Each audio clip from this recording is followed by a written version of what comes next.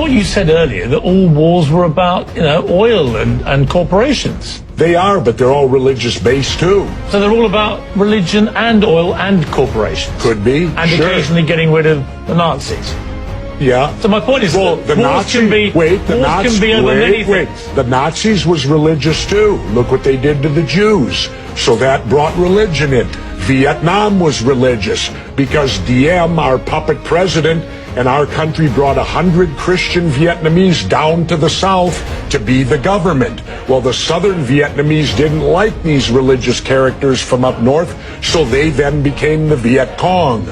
So all wars, pretty much in my lifetime, have had some religious basis, but certainly big business gets in there because wars are very profitable to certain big businesses.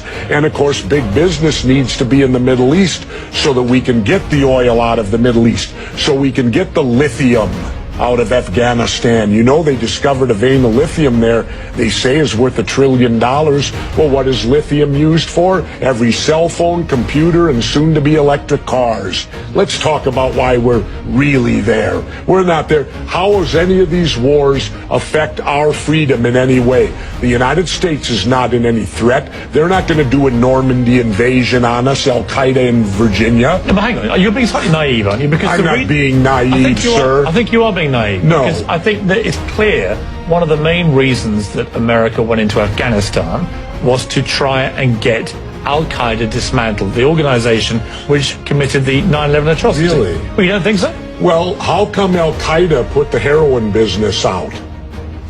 They took all the poppy growers and stopped the production of heroin. What would you have done? Wait, now how much of that illegal heroin was propping up the international banks with laundered money, and when it dried up, the first recession happened? Well, now that we're back in there, we aligned with the poppy growers, and the heroin business is back up full swing again. I thought we fight a war on drugs here. All right, Jesse, we're not. What would you have done on September the 12th, 2001? What would you have done if you'd been president? What would I have done? Yeah. I would have done a legitimate investigation to find out what exactly happened on 9/11. How did they know who did this so quickly like they did Lee Harvey Oswald? How quick they knew Lee Harvey Oswald killed Kennedy. Because the people who did it were identified and we knew who they were. Well, then why couldn't we have stopped them beforehand if they were identified and we knew who they were? It was a failure of intelligence. Everyone's accepted No, it wasn't. We knew before with Condoleezza Rice's memo on August 6th when it stated right in the memo, bin Laden to steal planes and run them into buildings. And more stuff is coming out now also, how much the Bush administration ignored the intelligence. It was almost like they ignored it because they wanted it to happen. Oh, come off it, Jesse. No, not oh, come off it. Wait a minute. Every war fought starts with a false flag operation. You can't, in all seriousness, sit there and try and make out anybody. Okay, let me ask you this, Piers. Wait a minute. Let me ask you something. How much studying have you actually done of 9/11 other than what the government's told you and what mainstream media has told you? I've been studying it 4 years. I was editor of a national newspaper. I've talked to people. Wait a minute. In depth every day for 5-6 months. Really? So I know a lot about it. Well, then how come? Let me ask you this then. You cannot say that any member of the Bush administration knew it was going to happen or wanted it to happen. It's a ridiculous thing to say. Ridiculous. Okay, let's talk about your BBC.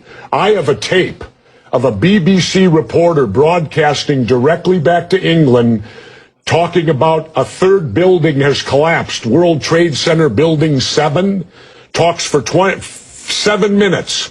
All the while she's talking, World Trade Center Building 7 is still standing right behind her. It didn't fall for another half hour. Yet they were doing a pre-broadcast back to England that, yes, it's true, you need to that this building fell and it hadn't fallen yet. If you're trying to make out the British Broadcasting Company, one of the most respected news organisations in the world, was inventing huge buildings falling over, you need to have a break, Jesse. We'll come back after the break. Fairly heated debate about various theories that you have about 9/11 and so on. Let's move on to... and the government only has a theory.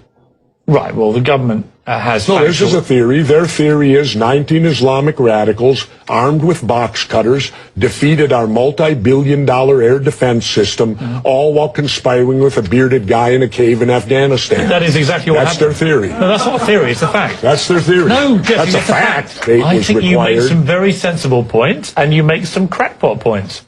That's your opinion? Yes. How many people here think I make crackpot points? Yeah? One. How many think I make sensible points? You're in a minority, my good friend.